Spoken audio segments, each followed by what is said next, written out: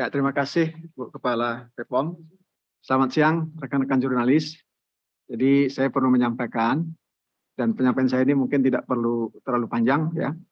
Jadi 3 hari yang lalu kami mengirimkan surat ke BPOM untuk keperluan koordinasi terkait dengan peristiwa yang sekarang banyak mendapat perhatian publik ya, soal gagal ginjal akut yang dialami oleh sejumlah anak-anak Indonesia, kemudian sudah ada korban meninggal dunia. Jadi kami agendakan pertemuannya tadi jam 10 pagi. Komnas HAM menyampaikan beberapa pertanyaan kepada BPOM, ya, mulai dari soal apa penyebab pasti yang kemudian menimbulkan korban anak meninggal yang jumlahnya sekarang kalau sampai 24 Oktober kami mendapat update informasinya 143. Nggak tahu per hari ini sudah berapa ya. Nah kemudian juga soal pertanyaan apa hal-hal yang sudah dilakukan oleh BPOM, ya, soal pengujian, soal pengawasan, dan juga kemudian soal untuk memastikan jangan sampai terjadi keberulangan di masa yang akan datang. Jadi tadi kami sudah mendengar penjelasan dari Kepala BPOM terkait pertanyaan-pertanyaan tersebut, dan juga beberapa hal tadi sudah disampaikan juga langsung kepada teman-teman jurnalis ya. Dari perspektif Komnas HAM, kami sangat memprihatinkan dan menyesalkan terjadinya peristiwa ini yang merenggut korban anak-anak. Dalam kondisi perang saja, anak-anak itu adalah yang perlu dilindungi ya, dalam kondisi perang, apalagi dalam kondisi normal. Nah ini kami ingin memastikan dari perspektif hak asasi manusia agar kepentingan anak-anak ini perlu untuk sangat-sangat diperhatikan. Karena ini menyangkut dari perspektif HAM soal hak hidup, ya, hak kesehatan, hak jaminan sosial.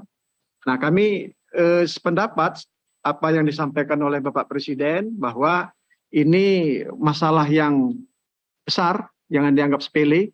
Oleh karena itulah maka tindakan-tindakan urgent, ya, responsif harus segera dilakukan. Pertama, dalam perspektif Komnas HAM harus diupayakan semaksimal mungkin jangan sampai bertambah lagi korban yang meninggal dunia. Ini yang penting ya. Oleh karena itulah maka apa yang menjadi penyebab pasti meninggalnya anak-anak tersebut ini harus ditemukan ya, sehingga kita bisa mengatasinya ya.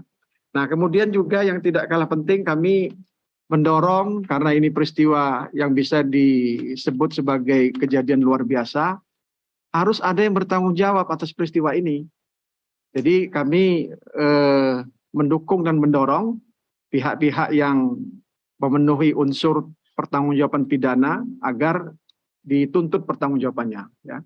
Nah kemudian juga kami sependapat juga apa yang disampaikan oleh Bapak Presiden terkait kepentingan korban dan keluarganya, terutama yang sekarang masih dirawat di rumah sakit, agar digratiskan. Jadi ini saya kira perlu dilakukan, walaupun kami tahu ini kalau ranahnya bukan BPOM ya, tapi pemerintah dalam konteks yang lebih luas. Ya. Nah kemudian juga yang tidak kalah pentingnya adalah bagaimana kebijakan pemerintah terhadap korban yang sudah meninggal dunia tersebut. Ya, apakah ada kebijakan untuk memberikan katakanlah santunan, kerohiman kepada mereka ya, karena ini peristiwa yang tidak dikehendaki. Dan yang penting juga tadi sudah kami sampaikan juga kepada Ibu Kepala BPOM adalah untuk selalu menyampaikan update informasi ke publik, karena ini menyangkut hak informasi publik atas peristiwa ini, sehingga kami berharap agar penyampaiannya disampaikan setransparan mungkin, apa adanya, tidak ditutup-tutupi, sehingga kita bisa mengetahui secara pasti ya bagaimana perkembangan terhadap masalah ini. Nah, saya kira itu beberapa tambahan kami yang perlu kami sampaikan dari perspektif hak asasi manusia. Nah, termasuk juga saya kira sebagai penutup kejadian ini saya kira harusnya menjadi momentum bagi kita untuk memastikan ini tidak terjadi lagi ke depan.